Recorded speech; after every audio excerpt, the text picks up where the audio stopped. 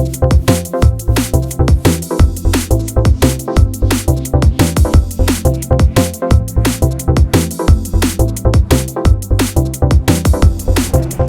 again, everybody, and welcome back to SFF180.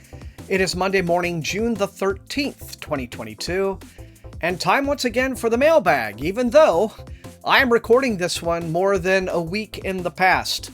I'm recording this the evening of Saturday the 4th, because, as you all know, I was going to resume my out-of-state vacation, actually right at the tail end of May, and then I came down with the Rona. And so decided to go ahead and spend another week. I just sheltered in place and rested, drank lots of liquids, had a lot of soup, and just took care of myself. And now I'm feeling terrific. And so I am resuming the trip. But what I've done is I have scheduled this mailbag for today.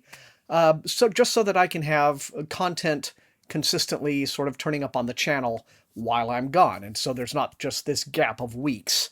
That just, kills me in the algorithms, right? So here we are, back with another mailbag, and I decided to go ahead and do one this soon, even though I just ended up, spending another week back at the house, because this has actually been a really good week for mail. I've got half a dozen packages to share with you, so let's go ahead and knock them out, shall we? Alrighty, we're going to start out with a couple of packages. Looks like they're from Tor Macmillan. All right, then we are starting out very nicely with this one. It is the finished copy in hardcover of The City Inside, novel by Samit Basu, Indian author. I can't recall, I'd have to watch the video again, if this was on my anticipated science fiction list for 2022. If it wasn't, it should have been, because it looks really, really fascinating. This actually came out in India originally in 2020 under a different title, but this comes out from Tor, or actually from Tor.com, on, from your perspective, it came out on June the 7th, and it says it's a timely sci-fi novel that pulls no punches as it comes for your anxieties about society, government, the environment, and our world at large. Okay, then.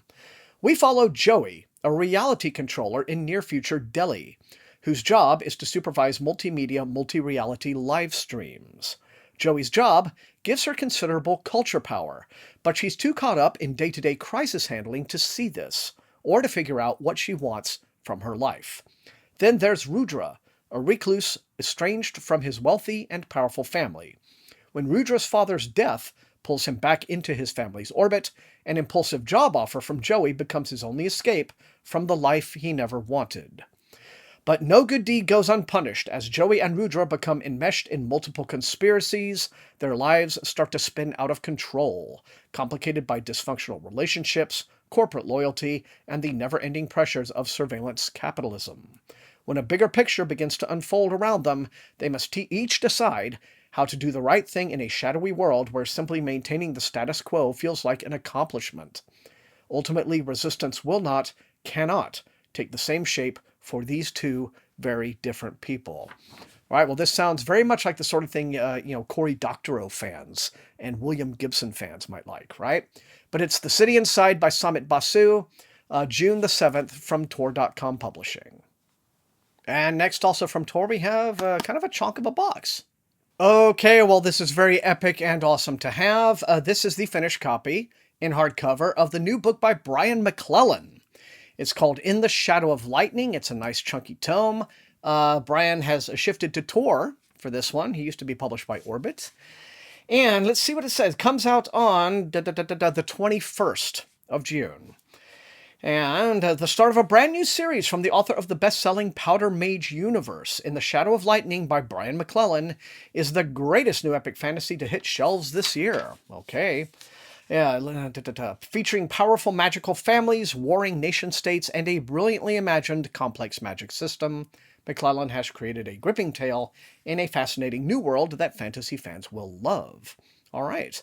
Demir Grappo was a prodigy war general, but when a surrender turns disastrous, he flees his life of wealth and power. Years later, Demir must return from exile after his mother is murdered to claim his seat at the head of the family, find allies, and reluctantly take part in a breaking war. More pressing than any of it, Demir learns the secret that got his mother killed. The precious God Glass, the magical power that keeps civilization turning, is running out.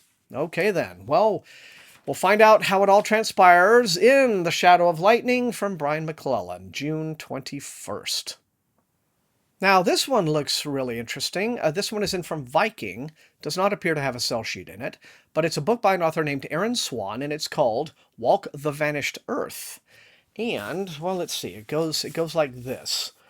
The year is 1873, and a bison hunter named Samson travels the Kansas plains, full of hope for his new country. The year is 1975, and an adolescent girl named Bee walks those very same plains. Pregnant, mute, and raised in extreme seclusion, she lands in an institution where a well-meaning psychiatrist struggles to decipher the pictures she draws of her past. The year is 2027, and after a series of devastating storms, a tenacious engineer named Paul has left behind his banal suburban existence to build a floating city above the drowned streets that were once New Orleans. There, with his poet daughter, he rules over a society of dreamers and vagabonds who salvage vintage dresses, ferment rot-gut wine from fruit, paint murals on the ceiling of the Superdome, and try to write the story of their existence. And finally, the year is 2073, and Moon has only heard stories of the blue planet, Earth, as they once called it, has now succumbed entirely to water. Now that Moon has come of age, she could become a mother if she wanted to, if only she understood what a mother is. Alone on Mars with her two alien uncles, she must decide whether to continue her family line and repopulate humanity on a new planet. A sweeping family epic told over 7 generations. As America changes, and so does its dream, Walk the Vanished Earth explores ancestry, legacy, motherhood, the trauma we inherit, and the power of connection in the face of our planet's imminent collapse. This is a story about the end of the world, but it is also about the beginning of something entirely new.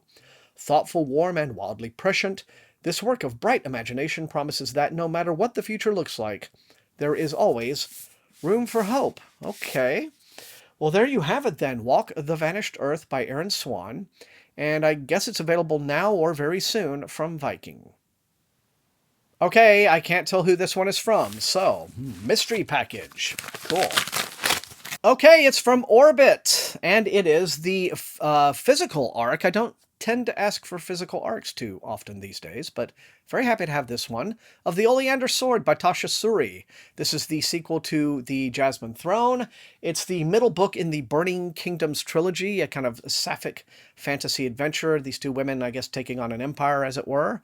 The back doesn't really have much in the way of actually anything in the way of a plot synopsis, and that's a good thing, because I wouldn't really want to read it anyway to avoid spoilers. But if you read The Jasmine Throne, a lot of people did, a lot of people really liked it, well, then you'll be very happy to know this will be out August the 16th from Orbit Books.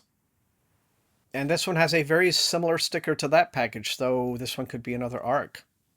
Indeed it is! This is also from Hachette. This is from the Red Hook imprint. This is the physical arc for the Book of Gothel. The author is Mary McMine. This will be available July the 26th. I did have this one on my anticipated fantasy video for this year. It says, everyone knows the story of Rapunzel in the tower, but do you know the story of the witch who put her there? Hailwise, that's it. Hailwise has always lived under the shadow of her mother, Hedda, a woman who will do anything to keep her daughter protected. For, with her strange black eyes and even stranger fainting spells, Hailwise is shunned by her village, and her only solace lies in the story her mother tells of child-stealing witches, of princes in wolfskins, of an ancient tower cloaked in mist, where women will find shelter if they are brave enough to seek it. Then Hedda dies, and Hailwise is left unmoored. With nothing left for her in her village, she sets out to find the legendary tower her mother used to speak of, a place called Gothel, where Hailwise meets a wise woman willing to take her under her wing. But Hailwise is also not the only woman to seek refuge at Gothel. It is also a haven for a girl named Rika, who carries with her a secret the church strives to keep hidden, a secret that people will kill to uncover. And then it says, in the vein of Wicked, Spinning Silver, and Hild, the Book of Gothel is a dark, lush, and beautiful historical reimagining of Rapunzel told from the witch's perspective, a story of motherhood, magic, and the stories we pass down to our children. Okay then, and it will be available on July the 26th from Red Hook, the Book of Gothel. And finally, we do, once again, have this package here from Hachette. Okay, then, this is the finished copy in trade paperback from Orbit of the Martyr by Anthony Ryan. This is the sequel to The Pariah and the second book in his new series called The Covenant of Steel. So very happy to have this. I've actually been doing pretty good at like keeping up with series this year. You know, read the first two of the John Gwynns, and so it's like I've been better about that this year than I have in the past. So looking forward to now getting caught up with this trilogy. What can I say? It says The Martyr is the second novel in the Covenant of Steel, an epic fantasy series, etc., etc. Yeah, I can't really... It says times have changed for Alwyn Scribe. Once an outlaw, he's now a spy master and sworn protector of Lady Evadine Courlane, whose visions of a demonic apocalypse have earned her the fanatical devotion of the faithful. Yet Evadine's growing fame has put her at odds with both Crown and Covenant. As trouble brews in the kingdom, both seek to exploit her position for their own ends. And then I kind of want to stop there so as to avoid any more spoilers. But The Martyr, the sequel to The Pariah, is, I guess, going to be available this month, maybe just right at the beginning of June, from Orbit. Okay, then, that was a decent little haul of books. 4 fantasies, 2 science fiction.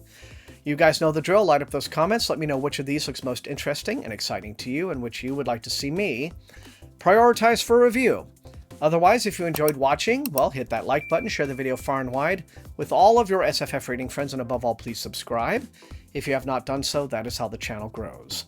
You can also support the channel at my TeePublic store and at my Patreon, where recruits into Wink's Army get little perks, like when I finish them early enough, early access to some of my videos. But mainly, the Patreon money is used to pay Matt Olson, my wonderful, brilliant, gifted channel artist who does all my amazing thumbnails for me, helps my channel look fresh and unique all the time, so I'm very happy to have him, lucky to be working with him, and thank you so much for helping me to work with him.